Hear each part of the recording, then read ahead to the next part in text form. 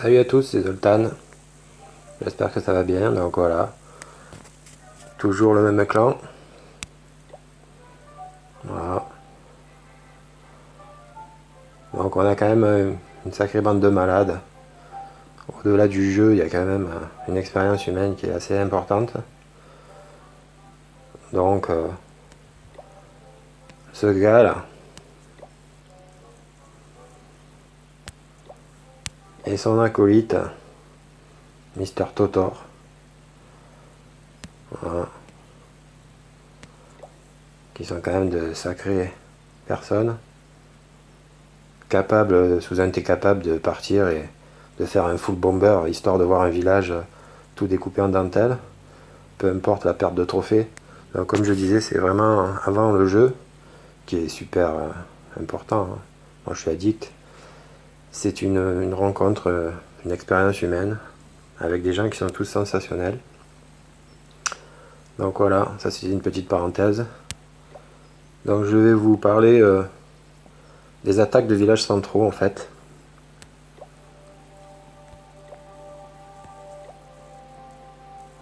Donc en priorité, ce qui attire au centre, ça peut être les héros, ça peut être des pièges à ressort, et ça peut être aussi le château de clan. Donc ça peut être un atout comme quelque chose qui peut vous porter tort de mettre ces trucs là au milieu.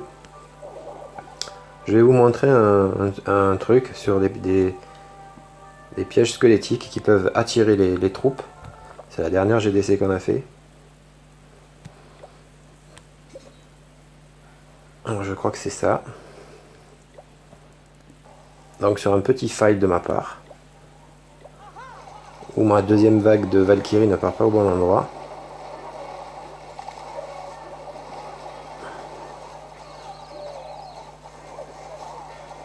Ah non, c'est pas celui-là. Autant pour moi. Je vais vous en mettre un autre. Bon, donc là, il n'y a pas de chichi. Hein. Je récupère rien, il n'y a pas de d'effet sonore, c'est tout, voilà. À l'ancienne. Donc ouais, c'est sur ce type-là de village. Donc j'envoie ma deuxième vague de Valkyrie, ma première vague de Valkyrie pas comme il faut. Et vu que je l'envoie pas comme il faut, j'envoie toutes mes Valkyries, je comptais faire deux vagues. Une à droite, une à gauche. Je vais vous montrer que les pièges squelettiques c'est super important. Regardez, ils vont sortir sur le côté. Et c'est à ce moment-là que je mets mon sort de saut, qui n'était pas du tout prévu là. Parce que je savais que les pièges squelettiques allaient attirer les Valkyries. Et donc je recentre mes troupes au milieu du village pour pouvoir attaquer sur l'HDV. Bon, je vous passe les détails, ça c'était pour vous montrer que les pièges squelettiques peuvent attirer les troupes. Et donc ça peut vous servir comme vous desservir sur une attaque ou sur une défense. Donc je vous passe, bon j'ai fait les 3 étoiles. Hein. Sur cette GDC on a fait 100%. Voilà, c'était imperfect. Et je vais vous montrer donc une attaque de village central. Et une manière d'attaquer les villages centraux en fait. Donc moi j'attaque un village central en dégageant à droite, puis en dégageant à gauche, et en mettant un sort de saut au milieu pour les Valkyries. Alors là je me sers un peu du château de clan pour faire rentrer mes troupes, mais vous allez voir que bon là je suis en Queen Walk. Je commence à nettoyer. Après j'envoie pour nettoyer à gauche parce que je pensais que ma reine allait nettoyer à droite. Ils font sortir le château de clan. Bon, ils me dégomment les troupes, mais j'étais pas trop stressé puisque je savais que c'était ma Valkyrie qui allait travailler derrière. Quand j'ai nettoyé à droite à gauche, j'envoie pendant que voilà, le château de clan est là. Et en fait, c'est le château de clan qui remet mes troupes au milieu. Et mes Valkyries, voilà, qui font le taf. Voilà. Et le Queen Walk qui continue son petit chemin. Donc il y a cette manière-là. Après, si vous avez compris que le château de clan peut attirer aussi vos troupes vers l'intérieur, vous pouvez y aller en façon bourrin, c'est-à-dire tout lâcher à l'opposé du château de clan. Et quand le château de clan sort, vous mettez le sort de saut et ça les attire au milieu. Comme un héros en fait, si le gars a placé ses héros à l'intérieur, vous pouvez vous servir des héros pour faire rentrer. Je vous en montrerai des tutos comme ça, où les héros attirent vos troupes vers l'intérieur. Et voilà, comment on fait un 100%.